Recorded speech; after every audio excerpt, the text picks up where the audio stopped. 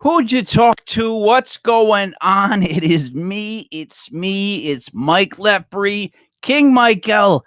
I'm not going to whisper it. It's legit paranormal. It's Sunday night. It's 7:07.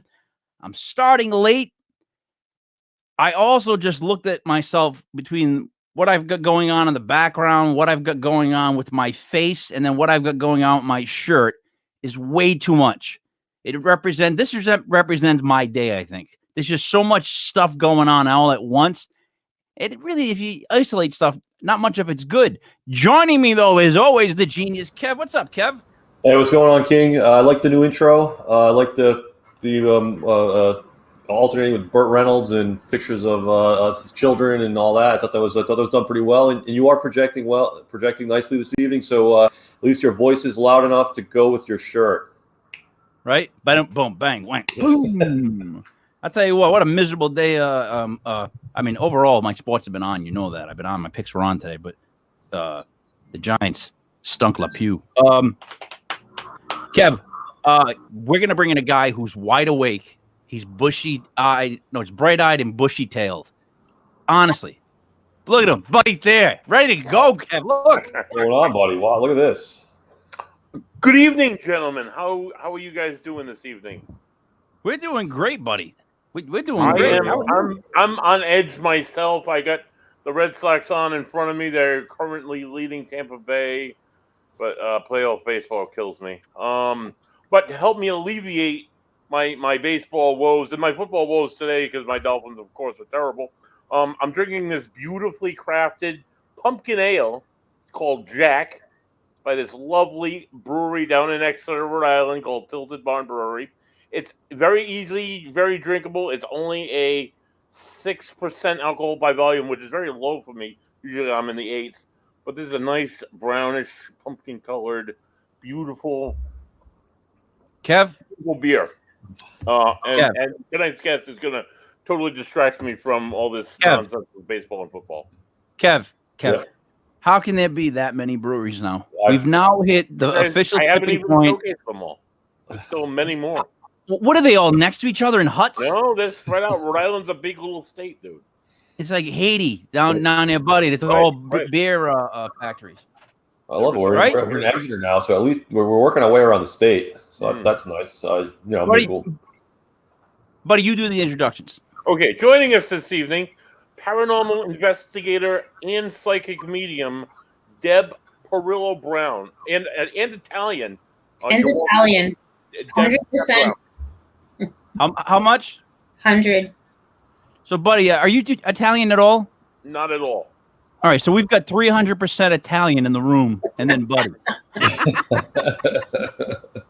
All right, so Deb, welcome to the show. I'm glad you came on. Buddy said a lot of great things about you, which is a good thing. Oh, that's nice. That's nice to hear. So let's start like this. About a year ago, it's almost a year now, buddy. I was looking at the old film. We started doing different shows. We added a paranormal show. I'm a big Art Bell fan. Coast to Coast was like what I used to kind of go to sleep to. So I'm like, we should do a paranormal show. So it ended up that Kev and I ended up hosting it. We've done it now for a year, pretty much every week. And we keep learning and learning and learning and learning. And then you see people that are in the same field, but they're not really in vibe with each other. I guess what I would want to ask you first is what would you define a medium, the term medium as? Because I'll be honest, on top of that, I've had people say right out, what do you mean medium? I'm like, dude, come on. So if you could explain. Medium. I think that's a big word. I kind of like sensitive better, which means you're sensitive to things that some people aren't. I like that better. A lot of people call themselves a lot of different things. I don't really refer to myself as anything, but I just do my thing. All right. So the term medium is kind of a sold out term that people don't want to have attached to them. That's the vibe I'm getting. But it's still a word that's used to describe kind of what you do. Let me ask you this then. It started with you really young. You've. Can you explain that just a little bit? I don't mean to do the whole story. No. I was about 4.5 when my great grandfather died, and this is how I remember it. He was in a wheelchair. He was probably close to 100 when he died, and I used to sit on his lap all the time, and he used to talk in Italian, and I really couldn't understand him, but for whatever reason, I just liked sitting with him. But after he passed away, I remember going back to the house, and my relatives were crying and really upset, and I didn't know why. And I remember my aunt coming over to me, and she said, Dada, that's what we used to call him. She said, Dada went to heaven. And I had no idea what heaven was. And I said, he doesn't need the wheelchair anymore. And they told me to stop it. So that was the first experience. Wow. And I didn't realize I was that young until I seen the year he passed away. Wow. So I seen him without the wheelchair as a child. And then after that, I had a lot of experiences in my childhood home. I did as well as my older sister, where we would hear footsteps in our bedroom, people knocking on the windows, trying to think of our bed moving. It was things like that, but I thought everybody was like that. And then, that's the thing. So, but that's the thing. Did you just in an Italian household? Mm-hmm. It's very superstitious. So you could have passed along without them questioning you. So, like, at what point did you realize that this isn't quite the norm? Well, my mother's side was a little bit different than my father's side, because my father's mother, my grandmother, she used to see her mother, and she always was very open about it. But the other side really didn't say that much, so I don't know if that made the difference. So I didn't think I was abnormal. I just thought everybody saw what I saw. And then as relatives passed away, I would see them in my room. So, but I thought everybody did this. It didn't seem odd to me. Did you have any siblings? Like, did they see the same things, or did you talk about it at least with them? I have 2 sisters. My older sister experienced a lot in that house with me. And yes, we did talk about it, but it was really funny because we didn't talk about it until we were much older, like maybe 10 years ago. And I'm like, oh my God, I think we have like the same experiences. My younger sister didn't have them as a child, but she's having them as an adult. Okay. So it's kind of weird. Whereas my oldest sister kind of shut herself right out. All right, see, that's the thing. There's a point. There's 2 points here. She shut herself out. I want to examine that phrase and that term and what it means. But the first question I want to ask is, when did you start to see things that weren't part of your family, like on others? When did that happen? That must have been the freakiest part, because everything seems normal. Yeah.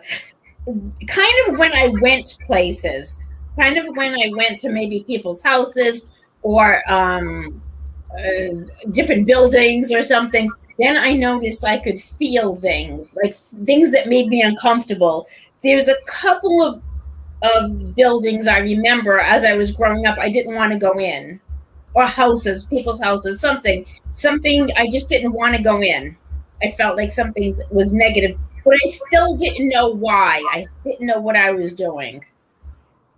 All right, I understand that, but that's also kind of an Italian thing too. Kev, you knew there's a couple houses you used to stay away from just by the vibe, right?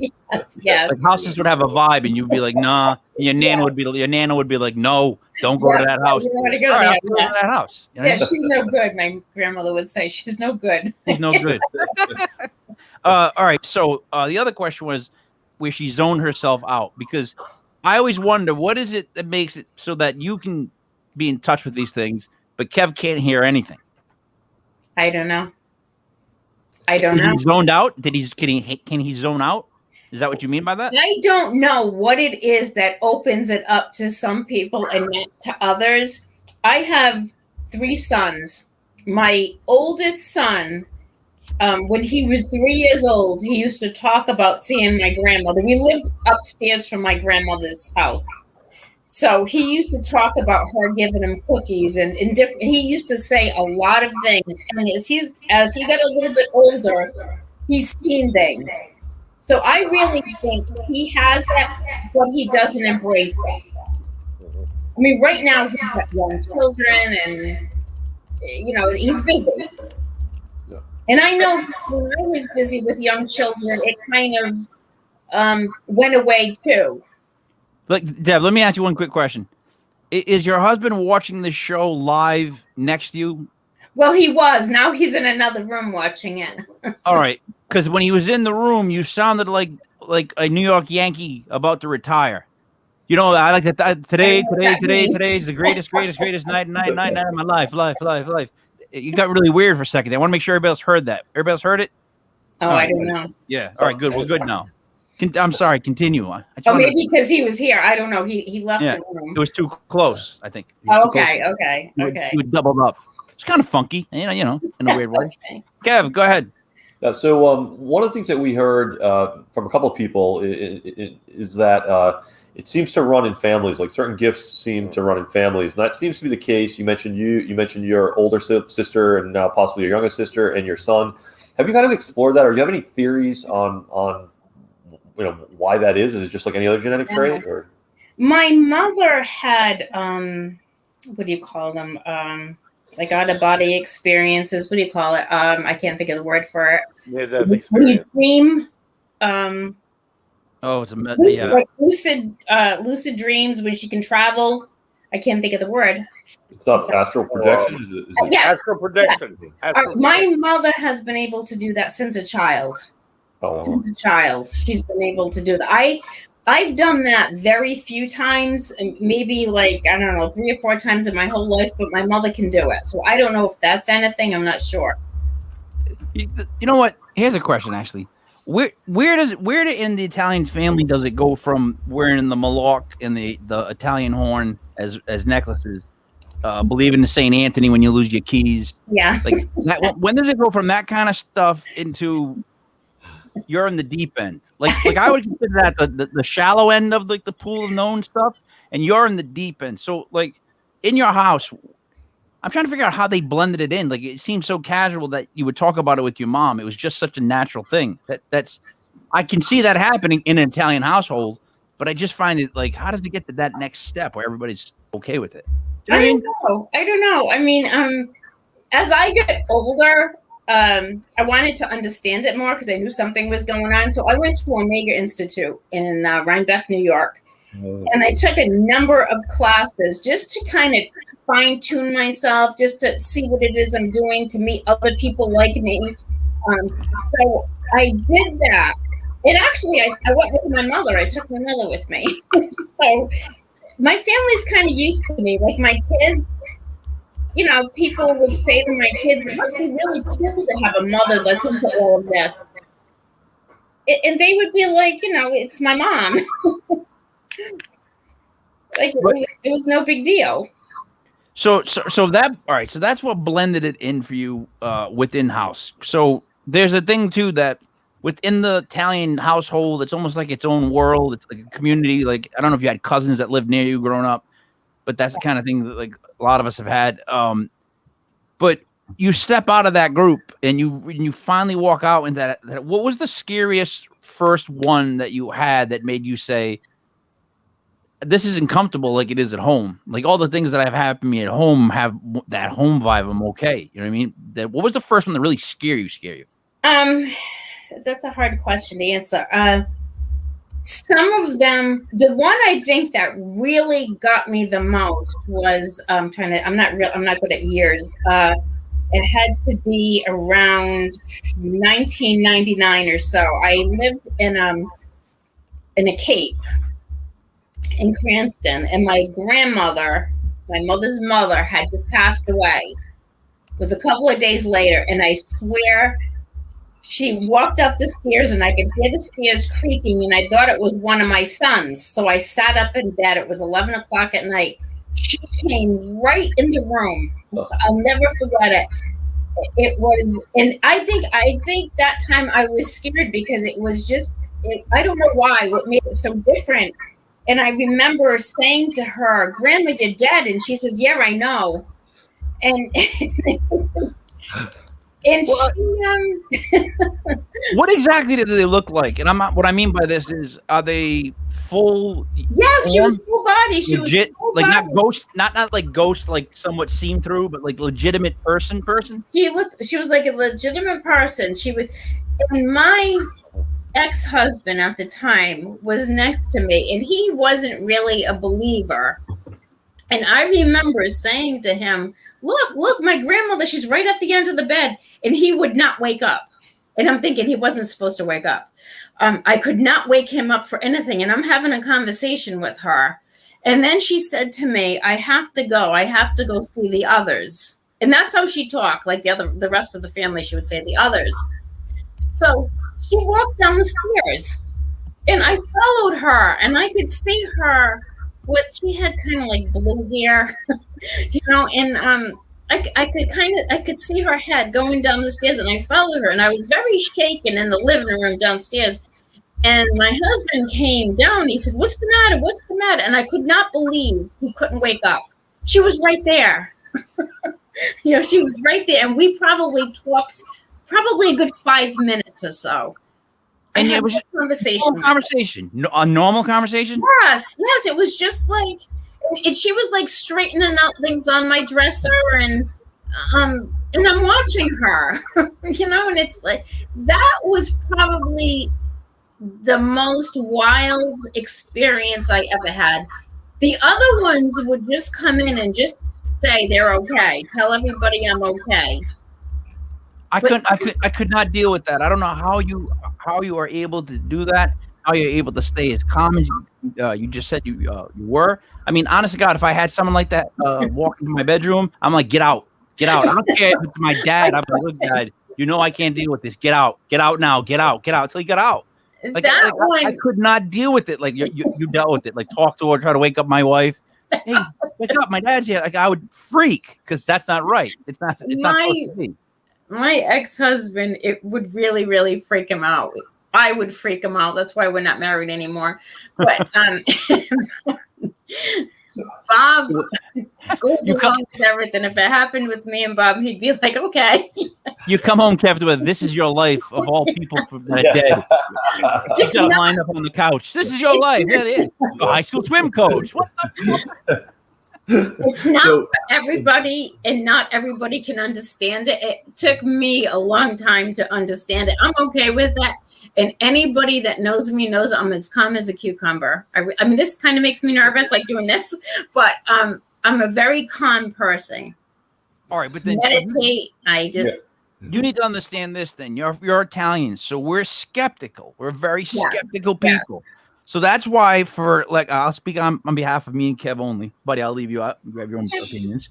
We're a little bit skeptical of things at first because it's just in our blood. It's not like we pick on certain things. We're just skeptical of almost across the board. When something comes up to us, we're like, and then we look into it. Right. So you do understand the skepticism that was much. All right. How do you deal with that when someone's it's not to prove that what you're seeing is real, but how do you put someone in their place in the sense of this is happening to me, or do you just not say a word? I don't. That's what I thought. Most of the people around me understand what it is I do. Most of my friends, they do. There's very few people that are funny about it, but are okay with me. But we don't talk about it. It's kind of like that. Like I said, it's not for everybody, and I totally understand. It's real to me. And I was a skeptic myself because I wasn't sure, am I hallucinating? Am I crazy? And it wasn't until I got older and I went to the pain house once I moved to Coventry. I moved to Coventry about 2002, I think. Somewhere around there. But anyway, I went to the Pain House and I met a paranormal group there. I don't know if I'm supposed to say anything, but I'm in a group there, and she showed me around the house and whatever. And I decided maybe a paranormal group is what I want to do, just to see and talk to more people and see, you know, and kind of. So I did. So I joined a group, and I was with that group for about 6 years, and I realized this stuff is real. I mean, there's a lot of crazy people. There are, but the ones that aren't crazy, and I can only recall a couple of cases, it's real. Yeah, the show has definitely brought us farther to it's real. We did one of those guitar amps, but you call it a ghost box, whatever you call it. Oh yes. Channels. Yeah. And Buddy and his it was, I forget the gentleman's name that was doing it. Kevin Hart. Yeah, Kevin Hart. Don't you? Deb, do you know Kevin? I don't know. I don't think so. He's been around. He moved out of state, but yeah, Kevin. So out of an hour episode, we're at the 55-minute mark of just hearing the whole show. Yeah, not a single thing was said. We didn't hear a clip. We didn't hear anything. We just keeping the conversation on. And then at the end of the whole show, Buddy asked a question like, "Do you like what so-and-so's done with the place?" And you heard on the fourth, she went, shh, absolutely.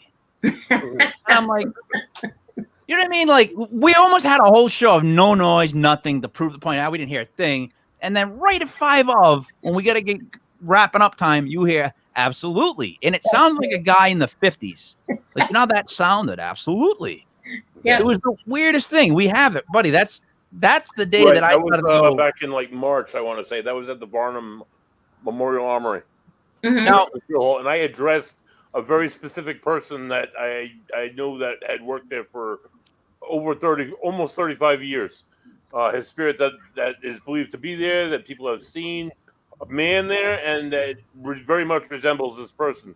So I directed questions right at him, and that's the answers we got. That's cool. Yeah. Now, all right. So, Deb, when you are talking to someone and you're picking up stuff about them, when you have bad news, do you give it, like, when you get, like, do you ever get bad news about that person and you're like, should I tell them? Should I not? I am very, very gentle with things, so I kind of like go around it a little bit. I'm not very direct. I just kind of like soften the edges. What is bad news though? Like, you ever like get a vibe around someone? You're like, oh boy, I should tell this guy like a tank's about to fall on his head.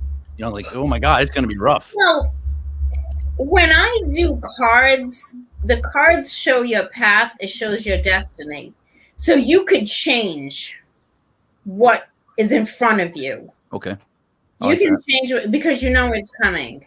You know, you're foreseeing it.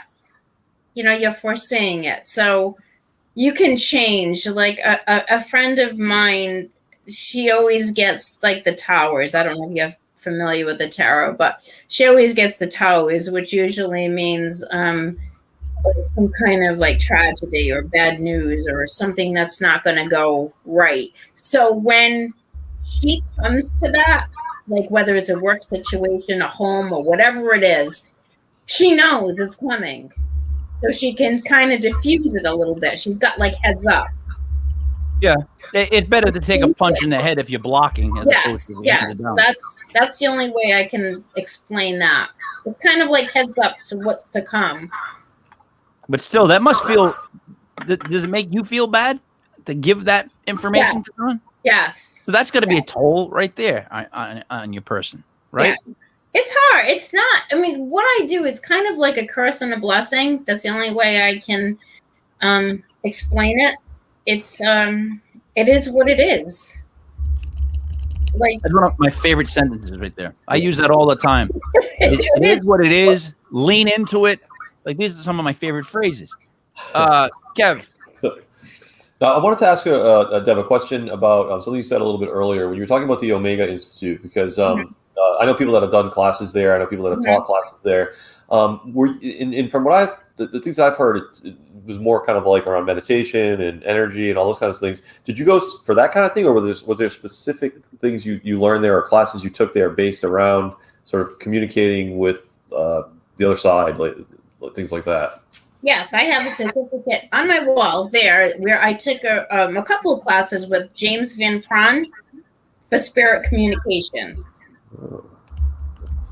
Okay, cool. I didn't know. So they do have, in Brian Wood, is a lot of like meditation and but the thing is about the meditation, you have to be in a certain zone to get messages, and so that's really important. But I did take a couple of hardcore classes with James Van Prawn, like advanced mediumship.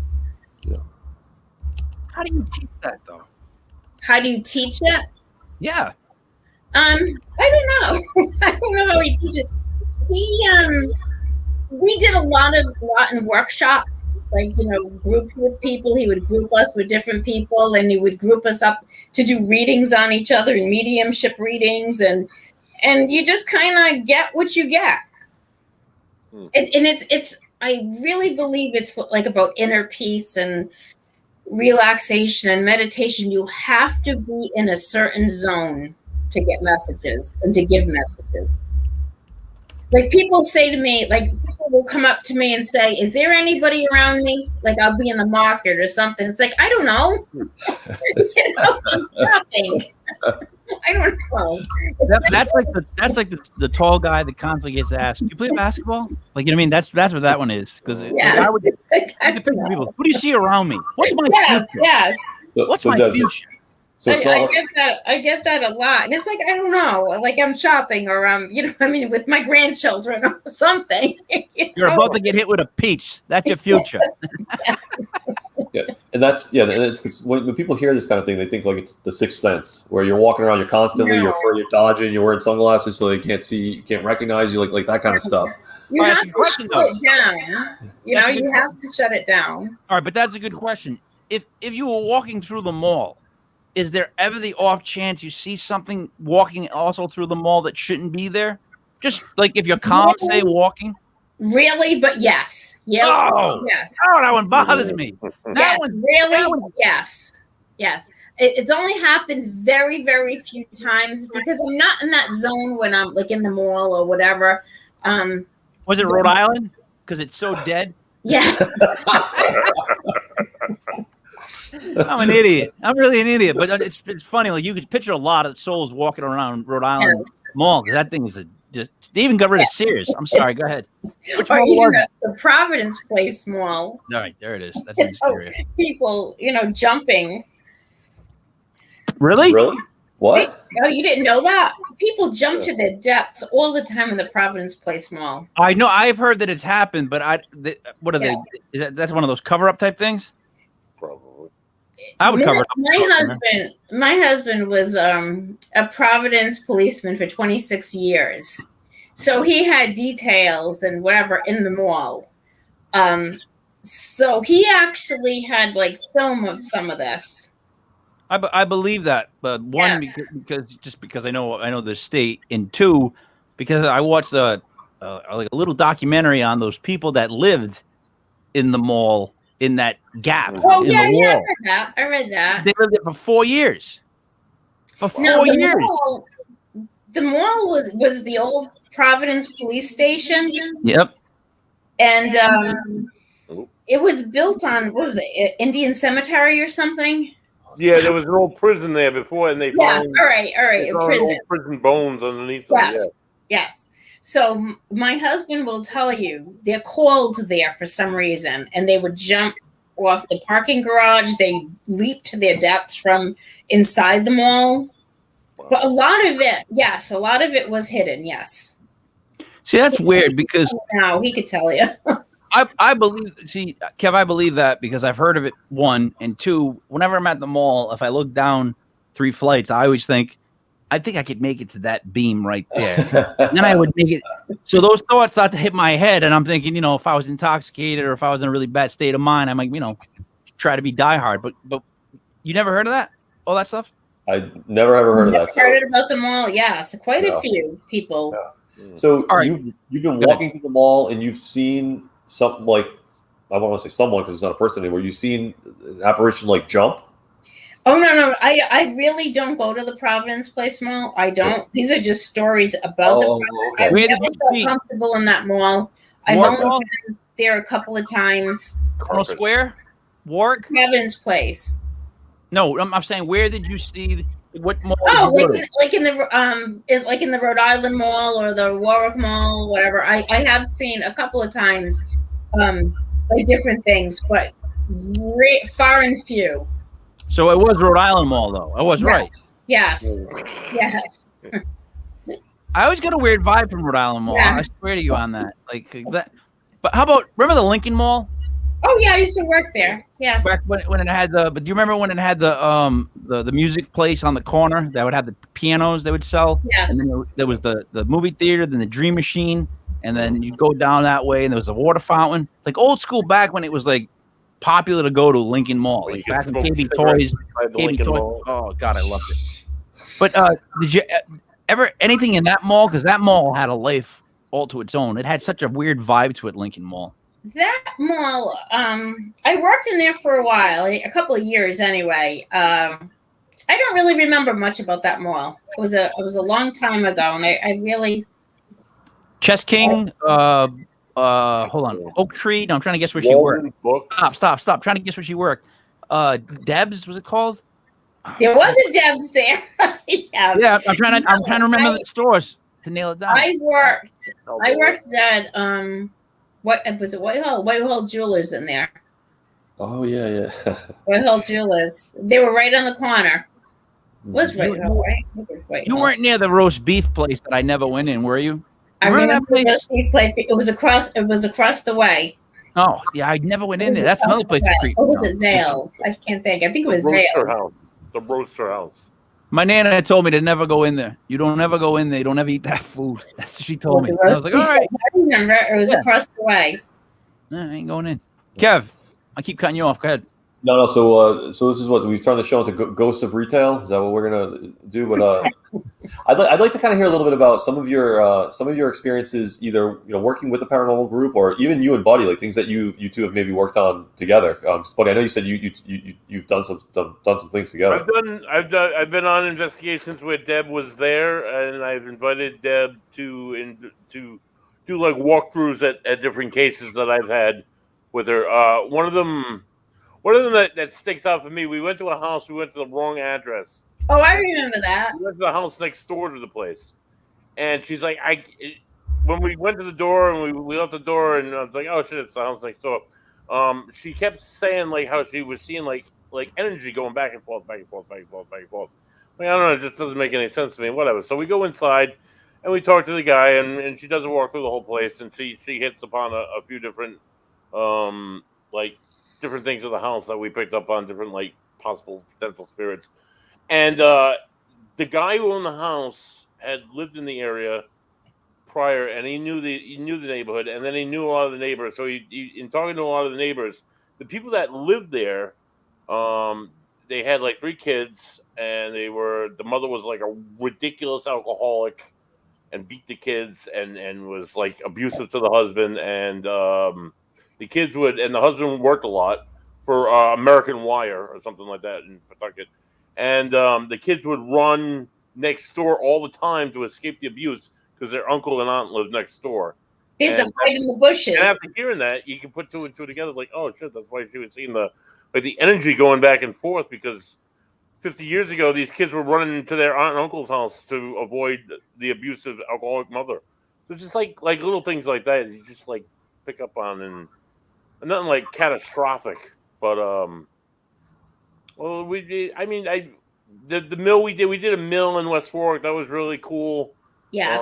With another group, Oh, and yeah. I was. That's where the bikers were, wasn't it? What's that? Wasn't there bikers or something? There was a biker bar, biker like clubhouse in there. That was really interesting to do. I think that's where I met In the you. middle, it was a weird incident. Got a few really cool EVPs from that building. Just like nothing like movie worthy, I guess. But I mean, just cool stuff. I prefer the stuff that's non-movie worthy, to be honest. Right. I prefer the subtle stuff that's like only someone would know. That's the stuff that I prefer. That's to me I hate that I hate the saying the devil's in the details, but to me, with a lot of things like this, it really is. It's the little things. So Deb, someone you do someone's cards. Yes. You sit across from them, you do the cards, you do the reading, you kind of give them an explanation of what all the cards mean. Like, run me through how it would go. Do you do like a summary at the end? How do you like? Yes, I am. All the cards are later. I'm sitting in my reading room. This is the room that I read people in, but all the cards are spread out throughout the table, and at the end we go through the whole thing, like everything I had said. I kind of like wrap it up. No, you shuffle the cards and they tell you when to stop. Is that kind of no? They hold the cards and I have them make 3 piles, and then they pick the pile that they want me to read, and that's how I usually do it. Oh, okay. I like that. But with that, sometimes like names, dates, like sometimes different things come out.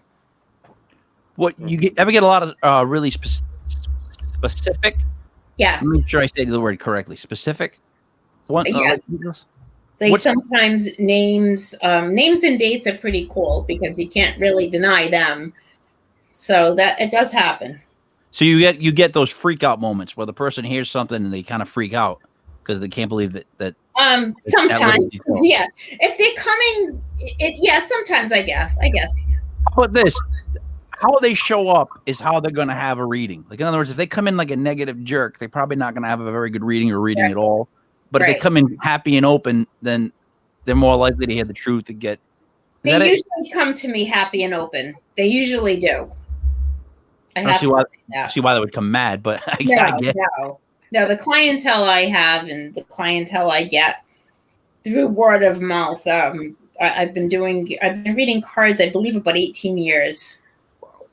So now, when you deal with the old school Italians, the moms, the nanas, those they're more skeptical than anybody that's ever lived. They're like worse than the CIA when it comes to skepticism.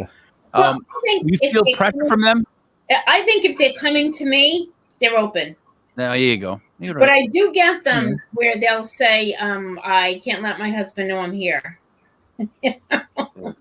Like I do get that. See, my house. If you've come to my house, it's a very normal house, other than this room.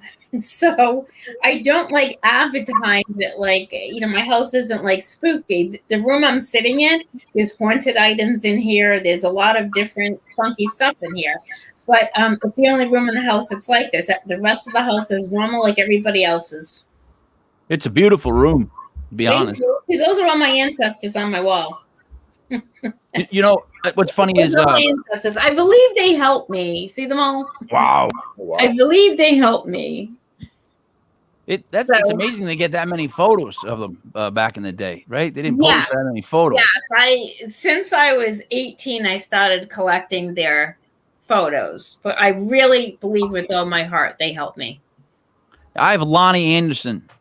And then Rocky Marciano. Yes, I see them. I don't know really where I'm going, especially I go to a shirt like I'm wearing, but I have a photo like that of my family, and it's so big that my Uncle Vincent had to stand like after the canvas.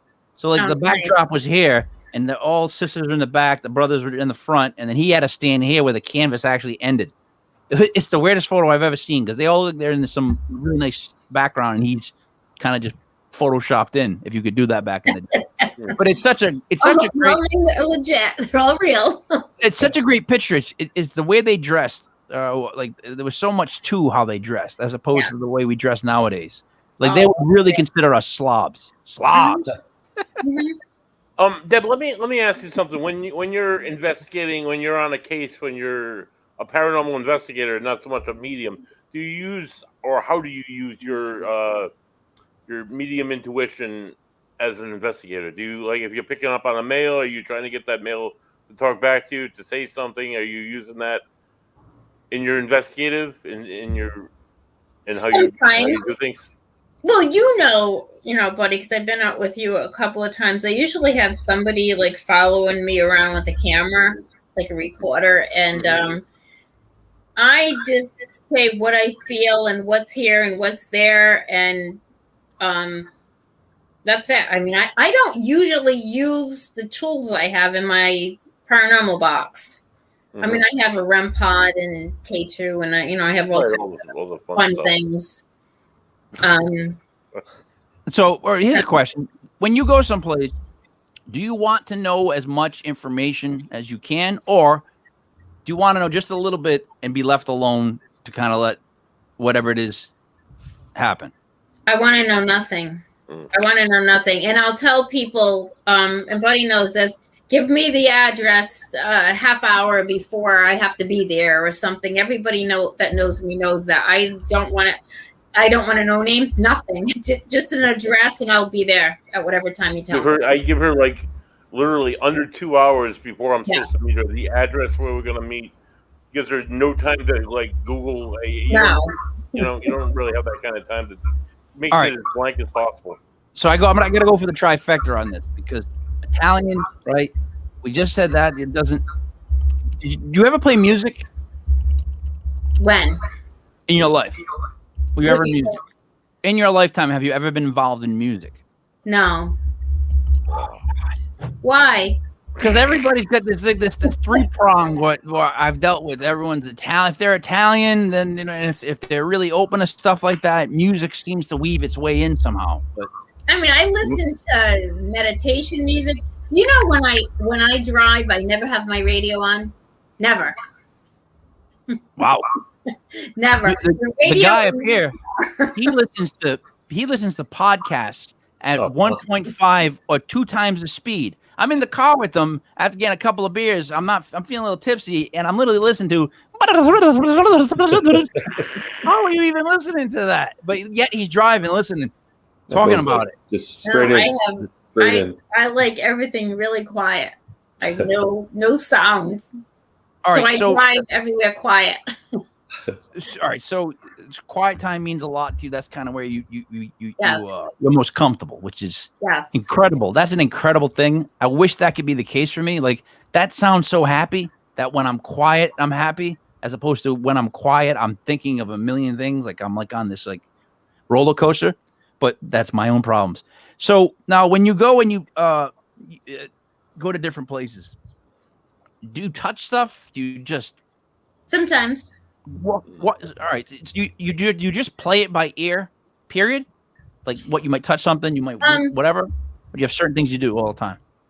No, there's not certain things I do all the time. I mean, sometimes I'm drawn to pick up something in somebody's house. What's interesting is I work. I don't know how much I can say, but I work at selling fine jewelry, and we do repairs and different things, and sometimes people give me rings that maybe were their grandmothers or grandfathers, and I can feel it. I can feel whatever. I can feel the energy of it. So that's when I really can, when I'm really touching things that I normally wouldn't be. Because those must carry a lot. Those rings must carry. Those rings. Yeah. If anything carries something, if anything would carry something, it would be an old wedding ring. Yes, and like sometimes I feel like, oh God, this person wasn't happy. Sometimes you can feel like a negative ring. I never say it. I can't say it because but I do feel it. A negative ring. Like sometimes I feel like negativity in certain things. Like, oh, you really want to wear this? You're really going to wear this?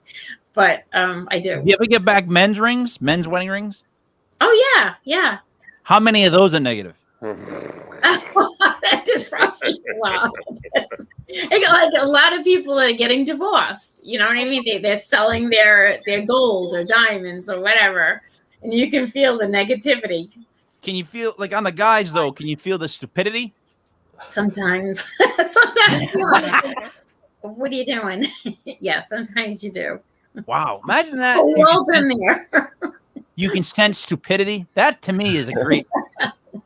That gets you to the life. Now, has it helped you with your dealings in life? Like, in other words, you're communicating with something that we're not communicating with for a reason. So are there ever little things that you have to do, or like they ask you to do? Like, is it one of those things where it's a little give and take? I don't think I was ever asked. Like you just kind of like meeting people, or like I don't know, like my son's bringing girls home. You know, you can feel it. You can just, you know, I can just feel it. Sorry, Deb. Time out. That doesn't count because I'll tell you why. My daughter I have. Oh, that's true. All right, that's. I have true. 17-year-olds. I have a 17-year-old twins going to be 18 in November. Boy and a girl. Yes, yeah. Whenever my daughter brings any guy anywhere near the house, I get a bad feeling. So I'm going to override that with the whole dad mom issue, because whoever they are, I just get a bad feeling. I don't want them in this house. I don't want them around my daughter. I'm ready to choke them out. You know No, but sometimes you feel good about somebody. Like you can feel like the energy from them, and other times you can feel like, oh, I don't know about this. Like it's even the goofy kid, sisters and friends, anybody. Kid. But it's goofy kids, Deb. The goofy kids, you're like, if my daughter brought home this goofy kid, I'd be like, hey, he's a good kid. I don't really care. But when she brings home, she shows me this picture of this kid that picks her up for a date this summer, right? He's this good-looking kid from another high school that plays opposite varsity basketball teams against my son. And in the photo, he picked her up in I'll call it an Italian tank top. Oh, no. I'm like, Brenna, you going out? Like, was it a date or you just hanging out? Well, it was like a date. And I'm like, he couldn't wear a T-shirt? Like, oh, I don't know why that bothered me so much, but it was like, put a shirt on, kid. Jeez Louise. So, yeah, I'm sorry, but you just aren't talking about your sons. Any kind of girls, you got to feel the mom fuzz blending in there and trying to just not like them. It's possible. It's possible. But the real bad ones, like, is there ever that drop to your stomach feeling of a bad one? Like, oh boy, this one's getting out of the house. Yes, I've had. Yeah. No, you know what, Kev? She's definitely had one in the past. Does not want to bring up the girl's name, but there was definitely an incident. Yeah. There was definitely an incident. You know why, Kev? I can speak Italian without speaking Italian, Kev. Like you might have more of a gift than you think you have. I do. You're getting a lot of feelings with this. Only with Italians, Kev. I'm like, I can talk Italians and read their minds when I talk to them. It's all in the face and how they hold back. But let me ask you this. So did you intervene? We won't talk about anyone's names. I just want to intervene. All right. Yeah. At the beginning, yes, I did. At the beginning, yes. I begged, pleaded, through Do they listen to you? I'm sorry? But do your sons listen to you? Yes and no. Yes and no. That particular one didn't. And it didn't work out very well. But and he knows that you speak the spirits and you can see people and apparitions and ghosts and stuff. He believes that, though. To my kids, though, I'm mom. They don't even like. What are you doing today? Well, I have like 5 readings. Okay, all right. I'll see you later. No big deal. No. It's very normal. What I do is very, very normal to them. You know what it is, Kev? I go back. I just think these kids take stuff for granted. Like my youngest one, how old is he now? 23. They've all really been on hauntings with me, but him more so. He's been on hauntings when he was little. So it's just normal to him. See, what I had going on was I was in a band for a long time that did really well, especially in this area. And my daughter wanted to go see this Melanie Martinez performer at like Lupo's. So we go to Lupo's or the Strand or whatever one's still standing. I don't even remember now what they call it. But we go there, and I know everybody's still working there. So the line is all the way around the building. I walk right up to the people I knew. They're like, hey, and we walk right in the venue, go right up front. My kid doesn't think nothing of that. They weren't appreciative of it. They were like, yeah, that's what happens. Dad knows people around this area. It's like, God damn, why don't you ever like, you know what I mean? So like, that's what I dealt with there. With you, I would think that they would be like, how would they not listen to you if you're getting a bad feeling, if they know that you go on hauntings and you deal with all this stuff? Like with you, I'd be like, okay, all right, I'm not going to talk to that girl again. If you don't have to tell me once, Deb, I'd be like, I'm done. No, but I can get, like, my youngest son with his girlfriend now. I love her to death. I love this girl, and I just feel really good about it. I almost feel like she was my daughter in a past life. It's really strange. Wow. But yeah, really very unique. Very, very unique. So I can feel that. And it's just, even though, I mean, I'm biased, he's my son, I want him to be happy, but there's just something about this girl that he's connecting to and I'm connecting to. I don't know what it is. And she'll tell you the same thing. It's strange. So now, do you ever do readings for them? No, not really. Every once in a while, not very often. Like, sometimes they want to know, or like, if they're going to get a particular job, if they're going to, like, they'll say, Ma, whatever. I remember my husband coming to me when he was retiring from Providence. He was a police sergeant in Providence, and he was going on Capitol, and he really wanted the job at Capitol Police, and he asked me, am I going to get this? And I said, no, not right now. I didn't. It was like a year later than he did, but it was like, no, it's not happening right now. Wow. Is your husband somewhat near you? No, not right now. Does he know Officer Valella? I don't know. Joe Valella? He probably, from Providence. One of the funniest yet craziest people I've ever met in my life. The day he became a police officer, because his dad was and his older brother, but I've been Providence police officers. I was just like, how can a kid that's this silly be like a Providence cop? But he became like a great police officer. He was a great kid. Kev, you remember him, right? Yeah. Oh yeah. Bob knows him. He said his father was a fireman. Yeah. Oh yeah. I'm sorry. You're right. Yeah. But Joe is out of his mind. He's the older brother has the cleaners, and then there's another brother that was an police officer. So yeah, he knows everybody. They're out of their minds. I love them, but man, did I appreciate how crazy they were. So all right, what you said about how is he going to become a police officer is probably the most honest assessment of the whole show. I can't hear. It was true. I couldn't believe how he was going to do it. I couldn't believe he was going to do it. I mean, like, so all right. When he was a police officer, did you have bad vibes about certain days? Like, I'm trying to figure out how far this extends. Like, does it extend throughout everything you're doing in life? Meaning, like, all right, I'm off to work, and did you ever have like a bad feeling about that?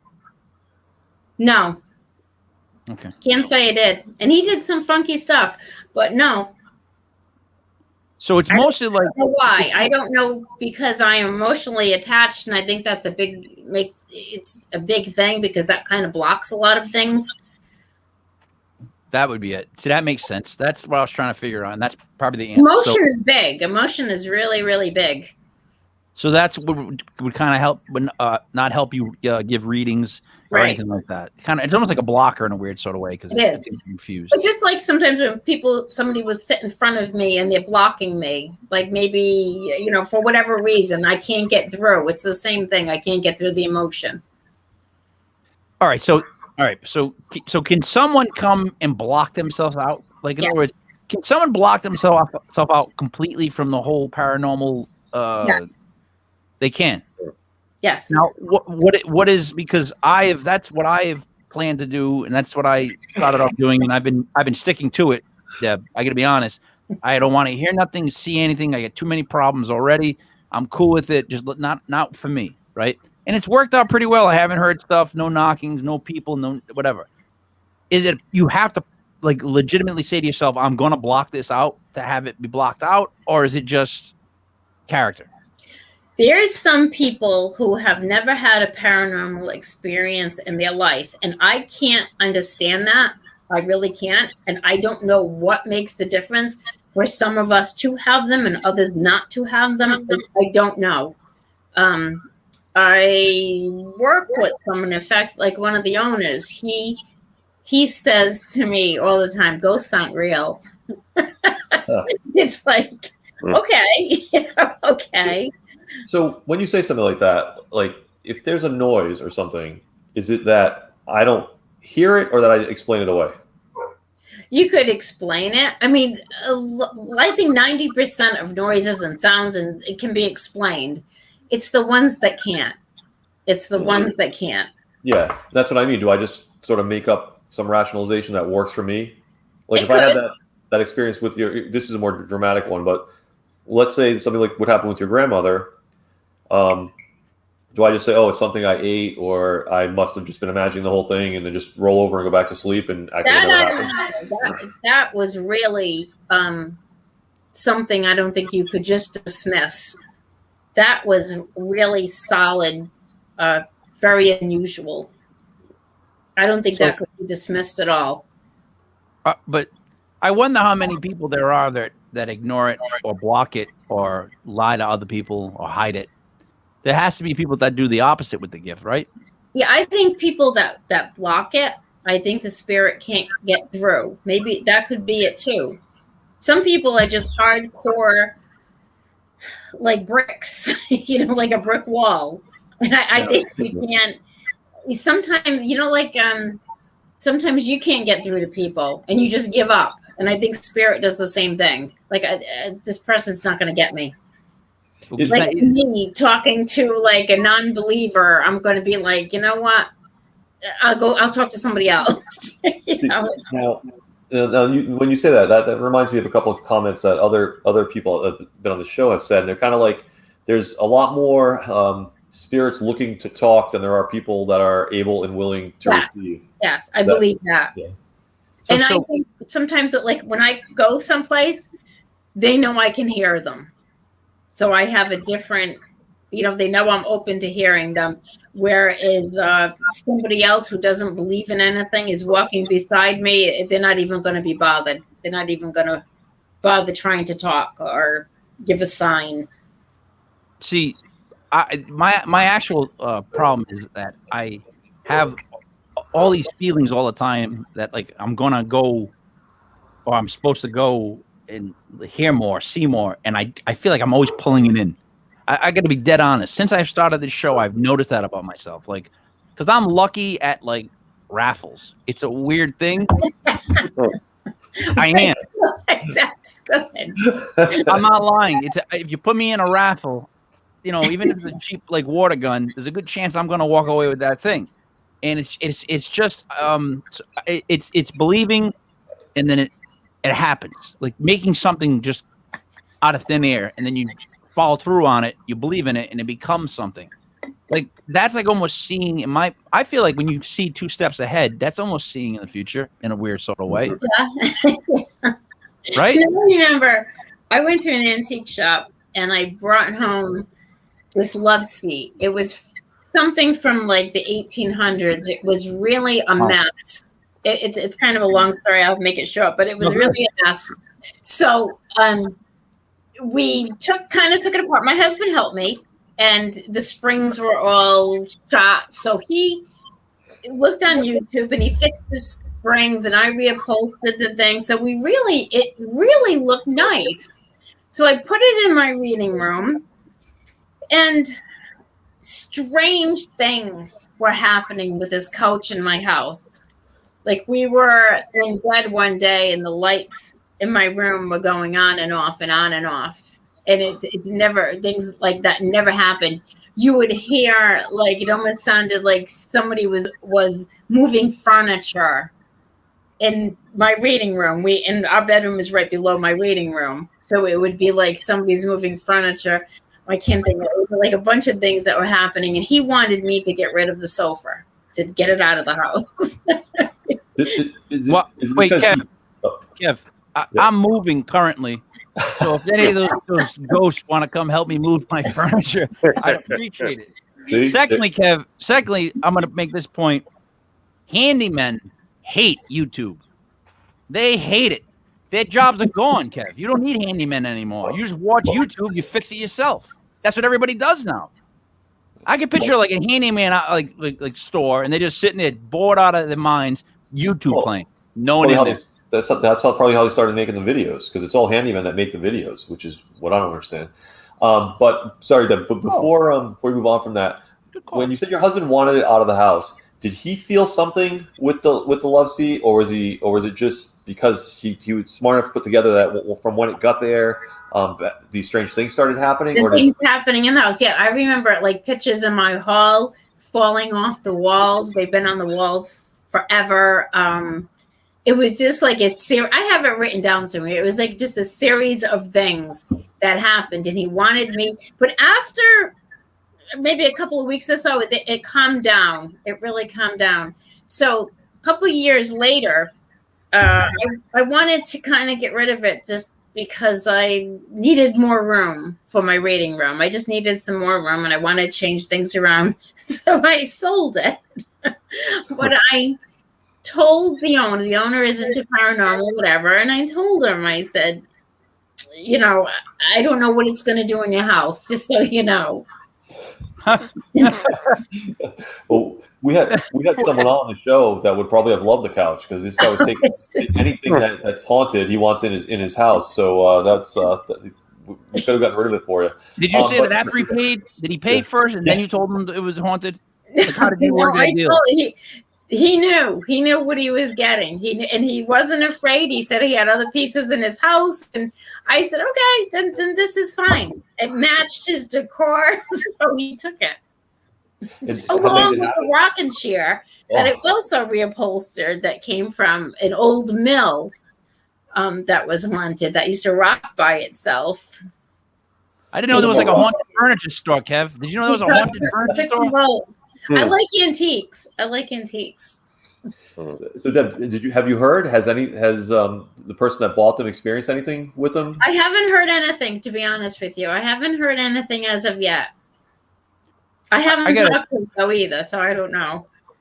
I have a question that I wrote down at the beginning of the show that I wanted to ask you. I know it's a really dumb question, but it's something that I actually experienced, but it could probably just be me being stupid.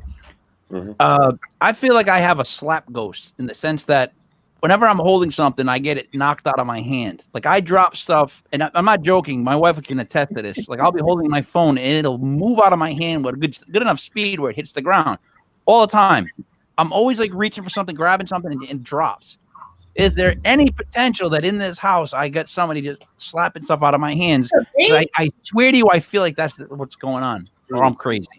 It's possible. It's somebody trying to get your attention. It's possible.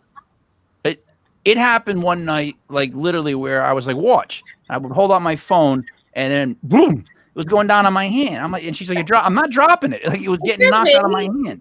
It's possible. That's scary. I hope it's just my mind. It's possible. So, Deb, as far as websites that you have, any? I don't have websites. No websites, nothing for sale? I don't have any websites. Yeah. Do you do like personal readings also, or are you more like on the like with organizations and stuff? Like you mentioned the tarot cards, like, but do you do like personal sort of medium sessions? Like, I want you to try to talk to my father or my aunt or something like that. Do you do those also? That's like, people ask me about mediumship readings. The thing about mediumship is it's not guaranteed, and sometimes, like, you want your father or your mother or somebody to come through, and they don't. And then, so I don't know if there's such a thing as like going to somebody for a mediumship reading. Where I say, I do cards. If something comes up, somebody comes through, I'll let you know. But other than that, I don't. We had a medium on the show that was reading us, like where we're sitting now. And I remember thinking, like, I would rather talk to my dad. And she kept telling me that there was a maternal woman. See? Yeah, see? That's what I'm saying. You can't guarantee. It's not like a phone line. You can't guarantee who's gonna come through. And just like, I don't know if you guys ever been to those live mediumship shows, like different people have them. And I wonder sometimes whether some of them are staged a little bit, because you can't guarantee, like, if you were to put me on stage, I don't know, suppose I was having a bad day, nobody came through. You know what I mean? Like people are paying me to listen, talk to their relatives, and if I can't get anything. But the way it's done too, Pam, that those shows, first of all, there's a room of people that really want to talk to somebody on the other side, and someone will come out and they'll say, "Someone passed away with like a T." Yes. I'm like, oh my God, that's like, it's just like bloop, and then rolling in. It's like, and what then do you you mean? make Like, it fit. how is that? Not Like, always. listen, before we did this show, I told my wife we were having someone who's a medium on tonight, and we started talking again about those group settings, and I'm like, I don't like the group setting ones. They seem too like you know, when those church shows on Sunday mornings with the electric blue carpet, and they're like, that's what they remind me of. They're too produced, and the questions are too, like, the Italian in me starts screaming. Like, that's such a dumb question to ask. Of course, someone's gonna have a T in their name that passed away. Look at all these people here. You know what I mean? So I remember going to one, and I went with my mother-in-law just because she happened to get the tickets from somebody. So I went with her, and she wanted so bad for her husband to come through. And I mean, you look at me, or you see Italian, and he came to me and he said, "I see a rose." Now, Rose was my grandmother's name. But to me, if you say to me, Maria, you know how many Marias we have? Or Joseph or Anthony. Do you know how many? You know, it's like, oh my God, yes. And he said Rose. And then he said, she was very motherly to you. And I'm thinking, not my grandmother. She wasn't like that. But my mother-in-law didn't get anything. She got nothing, and she was mad. She didn't get any kind of, she wanted her husband to come through. It's reading the room. A bunch of Italians, I'd be like, did anyone have an Aunt Olga? Yeah. Is there an Aunt Olga? Does anyone have an Uncle Guido or Ned? Yes. Yeah. All I can think of is like the scene from Goodfellas at the wedding. They were all named Petey or Paul, and they were all goats named Paul Marie. is Petey. Oh, I'm sorry. No, this is Petey. No, there's Paul. Yes. And my father was Peter. My son's. It's like there's some names that, you know, if you look at somebody and see, you know, you look at an Irish person and you say Mary, it's like, you know, it's. Yeah. What you said about your mother-in-law who really wanted someone to come through and it didn't happen, there's that weird feeling of sort of almost failure, which doesn't seem right to me either. When you kind of set expectations so high and then nothing happens, and then she's probably going home. Her expectations were very, very high. She wanted to know like what he was doing, and you know, I mean, it wasn't. It's not like that. Yeah. Well, the worst part is to sit down and talk to my dad. I'd love to, you know, but it doesn't happen that way. The worst part of those group ones, though, is if you don't get them to come to you, some people are driving home thinking, well, I guess they didn't want to talk to me that bad. Like, I guess they didn't want to reach out to me. Like, that's a depression that I wouldn't even want to deal with. Like, imagine you're like, oh my God, I got dissed by the dead. Like, they didn't even want to talk to me. I went all this way. I paid that money for tickets. They couldn't even come over and talk about the mop bean that I ripped up when I was a kid. They couldn't even come over. You know what I mean? There was one I went to a couple of times with different people, and I noticed he said some of the same things. So he's like fishing.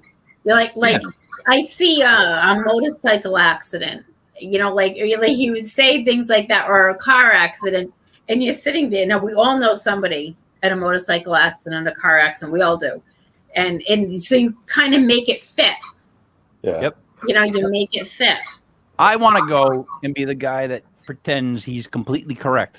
Like, I'm going to go and he's going to be like, does anybody have a relative that died in a volcano accident? I'm like, oh my God. Yeah. And I'm just, whatever he says, I'm like, yes, that's what happened. Yes. I just to play into that bullshit, because some of it's definitely bullshit. I'm so glad you agree that face-to-face, one-on-one is completely different experience when dealing with people as when they become a crowd.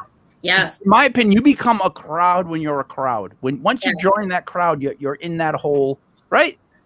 Do you ever see when you're like at one of those live mediumship, and he'll say something like, I see a street name, it begins with a T, and like 5 people would stand up, and then he'll kind of eliminate, it's a female.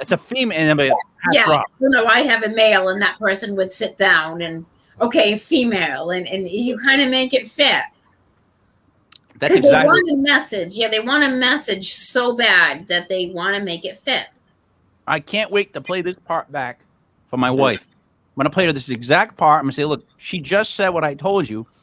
I don't agree with the group things. Yes. I don't know if they're positive or not. But the one-on-ones, I don't think you could ever walk away from a one-on-one, say with you, in a negative way, because even if you're not getting much in, the conversation of that person is probably enough of that person to kind of get some stuff out and is mentally happier when they leave in general. So I would think a one-on-one, you would leave in a better mood, right? Yes, I think so. But like I said, I've been to ones and he's doing the same thing. So I'm thinking, oh my God, he's fishing. You know, he's just hoping that it fits somebody. And it will. When you do one-on-ones, you ever have someone where you're not getting much that they want to know, but even them talking about it with you, like you get in a conversation about the past person and then it just lightens them up? Yes. So you got to be really good at dealing with people in general. Like, obviously, you got to be in sales because you got to know how to talk to somebody. I know you are. I'm just saying that you have. That's how you have to be to get the person. Yeah, there's a certain way you have to deal with people, but with my cards and whatever else, I am very, very gentle with. There's very few people that I've had a hard time with. Very few. I mean, they were being difficult back? Yes. Very, very few, like in all my years of doing this. Why would they be negative back? Because they're not getting like the lottery numbers? Yes. Well, sometimes they'll say, well, how come you can't give me the numbers? I said, if I knew the numbers, I wouldn't be sitting here talking to you. You wouldn't know me as Debb Brown medium. You'd know me as Debb Brown millionaire. Yes. You know what I mean? Yes. It's like I don't have that information. I wish I did. What I have and what I give is what I get. I don't know why it's so different. Let me ask you this one question. It's gonna be out of left field. I have a venture coming up. Do you feel like I'm gonna be successful at all in this venture, or do you feel like I'm gonna fall on my face? Just give me a venture. Yes. A venture. Yeah, I'm writing a book. I got a book coming out. Are you really? Yeah, I got a book. I got a fictional book coming out this month with Ron Murphy, another guest we once had on. Oh, that's cool. That's really cool. So I'm worried about it. I want to get your idea. I wouldn't worry about it, but I think you're gonna come into a little snag. Oh yeah, we've already come into a snag. Oh, did you? Oh, all right. Yeah. I'm in one right now. Like it was supposed to be done on Thursday, and today's not Thursday; it's Sunday. Okay. So I already hit that snag. Yeah, that's pretty weird that you say that because I've already hit that snag. Hopefully, that's the only snag. Because if there's more snags than this, then you're gonna be like, I see you in jail. Are you in jail? No. No, I see a little snag, but I think it's gonna be okay. Yeah. I feel not even I don't feel I'm not like trying to make money. I'm not trying to make money. No. I wrote a fun book that I want to see if people actually like it. They think I'm insane. That's really cool. Yeah, but I could be insane. Kev, what do you got to wrap up? I don't have anything else. It was a good conversation. I really liked your kind of attitude on the whole thing. Like, guarantees. If you're doing a reading and something comes through, then you'll do it. But no guarantees because there's no way to guarantee it happens. I thought that was really great, kind of refreshing to hear. So great conversation. Hopefully down the line we'll talk again and maybe run into each other on one of Buddy's investigations. I have a question. I have a question for you. It's an idea I had as far as what you do. Would you be able to get somebody to agree to do one and like podcast it? Like what I'm saying is, could you ever do readings like live and then record them so that you could start your own like kind of site, or even put a link on our site? You get your own YouTube channel and then you'll have like different episodes. Like, in other words, and explain in the beginning like, don't expect anything because nothing may happen. But right, so that's how I am. That's anybody that knows me knows that. But like I'm saying, if you said that before every session, I think a lot of people would want to watch those. Kev, would you want to watch one of those? I would definitely watch it. Yeah, definitely. If people agreed, I would do it. Usually readings are private, but if I would if I came across people who would do it and would want it I live. bet you we could get a list of people that would agree to do that. I And could definitely get a list of people. that's my point. That. And people that are positive, not negative people, but people that actually really want to do it. And I really think like that's the way. Like you would showcase the good part of it, the one-on-one-ness of it, right? It wouldn't be overproduced. It wouldn't be over whatever. It would just be like a one-shot or two-shot thing of just the two of you talking, and that's it. It's just a conversation of what actually happens. To me, I would watch that all. I'd watch every one. That's why I asked. Like, Set it up. Set it up. I would do it. see, Kev, right there would be a show all to its own. Oh, definitely, definitely. And it would probably be so much bigger than our show. Right? Yeah. We would be happy we were there when it started. So but that's actually something I would consider doing. Like I think that's something you could do. Like that's something people would want to watch. Just like I said, especially if you say in the beginning, don't expect anything because it is what it is. Use that tagline. Kind of is what it is. If it happens, it does. If it doesn't, it doesn't. And you make it clear. Sorry, Mike. And you make it clear it's live. It's not edited. It's not like some of the other shows where they're constantly cutting camera angles and the conversations are slightly off because they cut out the boring part. Like there are going to be boring parts, and that's part of it. That would definitely. That's work. why we StreamYard it live, like we're doing now, so that nobody can say anything else. It'll show that it's clicking live. That would be perfect, and they don't have to be long shows. I don't know how long is a usual session. Like 40 minutes, 45 minutes. That's absolutely perfect. I can make it longer or shorter. So, all right, they know how I work. I don't know. You haven't really, but it's already in my head, so I'm thinking about it. And Kev knows he's going to get a bunch of calls after this. So, let me think this through because I'm really serious. I really think that's something that people would want to see and would tune into. Like that's what everybody wants to hear. I'm being honest. When I say the word medium, they're all like, "Oh, what readings?" They would love to see the readings, and I know we can get you some people that are decent. All right, buddy, what do you got for us? Because I know you wrap stuff up. I could listen to your insight, Deb, on mediumship and how you communicate with the dead for hours on end, and this has been phenomenal. So I thank you for coming on this evening. Would love to have you again and talk more into mediumship, into specific cases or whatnot. I look forward to future specific cases with you, investigating Fort Adams to wherever else I may find you in the dead. Next week, though, tune in. We have another Italian woman straight out of North Providence, Elise Gianmarco Carlson. She's actually in Johnston nowadays. She's a parapsychologist. She investigates with Carl Johnson in Panorama Paranormal, and she is one of the I think she's a vice president of the Johnston Historical Society. So she's very involved with historical preservation and restoring cemeteries, which I'm also a big part of. So we welcome her next week. Well, we should have changed it to a legit Italian paranormal. There you go. Italian paranormal over here. Unbelievable. Sauces Deb, and peppers. Deb, thank you so much for being on the show. Really appreciate it. Really had a good time with it. I think it's a really good idea for you to try something like that. But anything else you want to add before we go? No, thank you very much. Thank you for having me. No problem. All right. So for Debb Brown, Buddy Thayer, the Genius Kev, it's me, Michael Epry, King Mike Yell. This was Legit Paranormal on October 10th, 2021. That is 10/10/2021. We are done. If you want to stay tuned tomorrow, we have basketball making a return, hosted by the Genius Kev with Coach TJ and myself and Brother Ray. That will be at 8 o'clock. See you next week.